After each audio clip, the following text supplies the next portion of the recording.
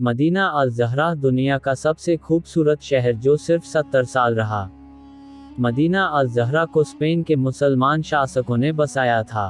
कहते हैं वो शानदार शहर था, विलासिता और शेखी से भरा, जो इस शहर को देखता मुंह खुला का खुला रह जाता। इसमें कोई शक नहीं है कि अपने दौर में वो दुनिया का सबसे खूबसूरत शहर था। स्मारकों और आकर्षणों से भरा ये शहर स्पेन के एंडालुसिया प्रांत के कोर्डोबा से 8 किलोमीटर दूर बसाया गया था। हम बात कर रहे हैं मिथकीय मदीना अज़हरा, जिसका अरबी नाम मदीना अल ज़हरा था, यानी चमकीला शहर। उस समय स्पेन और उत्तरी अफ्रीका के इलाकों पर अरब मुसलमानों का शासन था। अल अंदालुस, जो अब स्पेन का अंदालुसिया प्रांत है, के राजकुमार खलीफा अब्दुर्रहमान तृतीय ने साल 936 में कोर्डोबा के पश्चिम में ग्वादलकिवीर नदी के किनारे अपनी राजधानी बसाई थी। नदी किनारे चट्टानों पर बसा ये शहर उस दौर में दुनिया का सबसे खूबसूरत शहर रहा होगा, जिसे देखकर लोग हैरान रह जाते थे। शहर का नाम मदीना अल ज़हरा रखा गया। ये शहर 10 साल में ही खड़ा हो गया था। साल 945 में खलीफा का दरबार भी यहाँ आ गया था। इस नई राजधानी को बनाने में बेशुमार दौलत खर्च की गई। कुछ स्रोतों के मुताबिक शहर के निर्माण में 10,000 मजदूरों ने काम किया था। 6,000 पत्थर रोजाना लगाए जाते थे। माल ढोने में 1500 गधे और खच्चर इस्तेमाल किए जाते थे। उस दौर के सबसे बेहतरीन कारीगर नक्काशी में लगाए गए थे, जिन्होंने बड़े करीने से शहर की दीवारों, दरों, महराबों, स्तंभों और मार्गों को बनाया था। पुर्तगाल के एस्ट्रेमोज से सफ़ेद पत्थर मंगाए गए थे। कोर्डोबा की पहाड़ी सीरीज से बैंगनी रंग का चूना पत्थर निकाला गया। पास के ही सिएरा डे काब्रा से लाल पत्थर निकाला गया। 85 किलोमीटर दूर बसेलू के शहर से सफ़ेद चूना पत्थर लाया गया। और खलीफा के पास सोने की तो कोई कमी थी ही नहीं।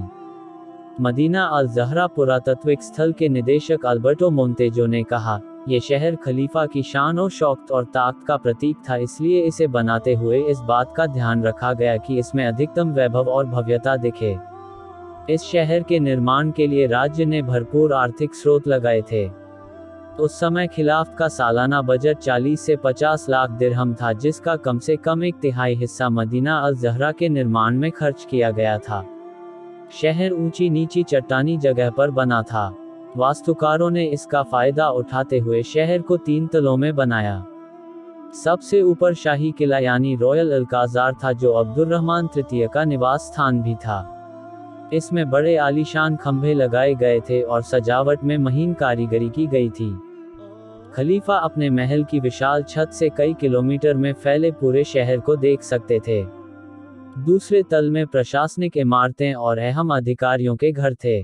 शहर के निचले हिस्से में आम लोग रहते थे। सैनिकों के घर, मस्जिदें, बाजार, स्नानघर और सार्वजनिक बागीचे भी यहाँ थे। बनने के 15 साल बाद ही शहर के कुछ हिस्सों को तोड़कर फिर से बड़ा करके बनाया गया। मोंतेजो कहते हैं, कोर्डोबा की खिलाफ भूमध्य सागर के इलाके में अपने दौर का महान साम्राज्य था, जिसकी तुलना बीजांटिन साम्राज्य से की जा सकती है। उस दौर में मदीना अल ज़हरा जितना आलीशान शहर नहीं था। हालांकि ये शहर सिर्फ 70 साल तक ही अस्तित्व में रहा। 976 में खलीफा अब्दुर्रहमान के बेटे और उत्तराधिकारी अल हाकिम द्वितीय की मौत के बाद से शहर का पतन शुरू हो गया। शासन की बागडोर उनके बेटे हिशाम के हाथ में चली गई, जो सिर्फ 11 साल के थे। उस समय सत्ता अल हाकिम के सिपह सालार रहे अल मंजूर चला रहे थे। अल हाकिम ने ही उन्हें वजीर और हिशाम का सलाहकार नियुक्त किया था। लेकिन अल मंजूर ने अल अंदालुस की सत्ता पूरी तरह हथिया ली और फिर उन्होंने अपना अलग शहर बनाया, मदीना अल ज़ाहिरा, और मदीना अल ज़हरा को छोड़कर चले गए। रक्तरंजित गृहयुद्ध के बाद साल 1031 में कोर्डोबा की खिलाफ भी खत्म हो गई।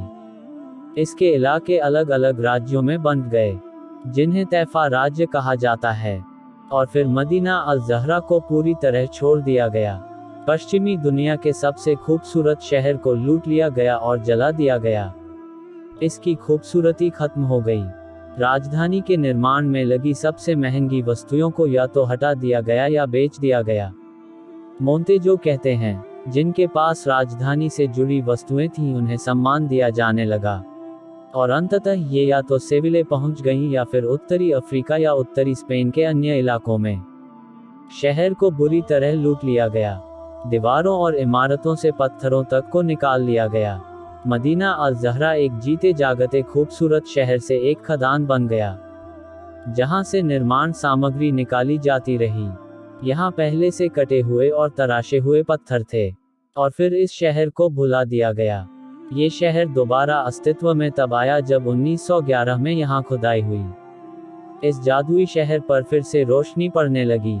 एक अनुमान के मुताबिक उस दौर के शहर का सिर्फ 11% हिस्सा ही सामने आया है। साल 2018 में यूनेस्को ने इसे विश्व विरासत स्थल घोषित कर दिया।